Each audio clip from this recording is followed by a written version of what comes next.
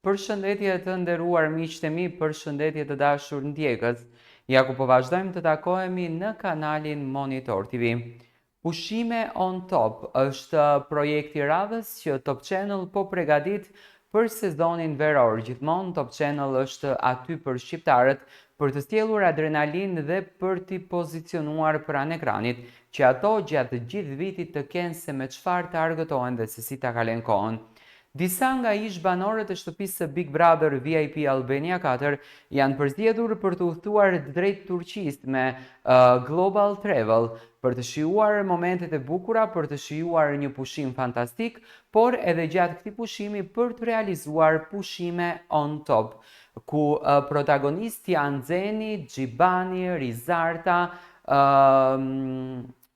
Visterlo e shumë personazhe të tjerë protagonistë të Big Brother VIP Albania 4.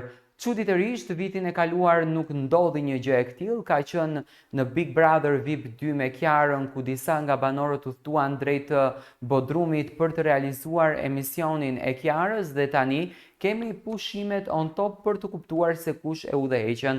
Por nga ky takim, nga ky udhëtim, nga këto momente, po dalin disa lajme që nuk e dim se sa janë të vërteta, por nga nuhatja e tyre, nga afrimiteti që kanë krijuar jashtë shtëpisë të Big Brotherit, kanë qenë të pozicionuar në përmbrëmje të dy së bashku, kanë qenë shumë afër njëri tjetrit edhe në Shqipëri para se të iknin në Turqi, po gjithmonë në thonë që pushimi është sekreti, është në fakt e vërteta më e madhe e të gjithë sekreteve kur dy protagonistë preferojnë të shkojnë së bashku dhe në këtë rast Zeni dhe Rizarta po përfliten për një marrëdhënie mes tyre.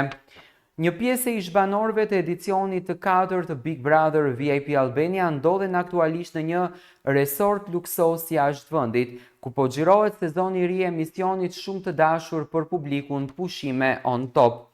Mes relaksit, aktiviteteve dhe atmosferës së ngrohtë verore, protagonistët po sjellin energjinë e njohur të Big Brother VIP edhe jashtë shtëpisë më të famshme në Shqipëri.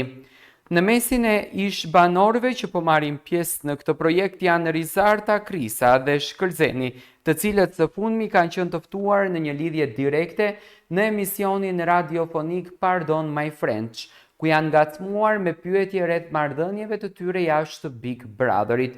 Moderatorja e njohur Jonida Alickolli nuk hezitoi të shtrojë një pyetje pikante duke ju drejtuar Shkëlzenit, cila nga vajzat aty pranë është e preferuara jote. Një pyetje që mënjëherë ndezi kurreshtjen e publikut për shkak të aludimeve të shumta që kanë qarkulluar së fundmi rreth një lidhje të mundshme mes tij dhe Rizartës. Shkëlzeni me qetësi dhe duke ruajtur një ton diplomatik ju përgjigj: "Lajmet kanë dalë, por janë false. Ka qenë ishe preferuara ime, ne kemi lënë Bigun atje. Tani e preferuara e gjithë resortit është Lej." Në këtë moment, Rizarta ndërhyri për të bërë një sqarim të prerë duke thënë: "Jemi vetëm miq." Një deklaratë që synon të mbyllë çdo thashë e them që po qarkullon në rrjetet sociale e mediat ros.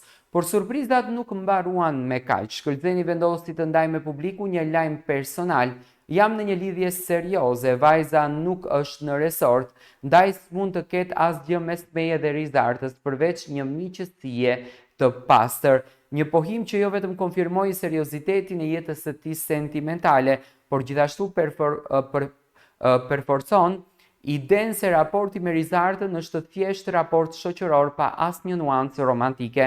Nga ana tjetër, Rizarta vendosi të flasë edhe më hapur për situatën e sikletshme që janë krijuar si pasojë e thashëthemeve.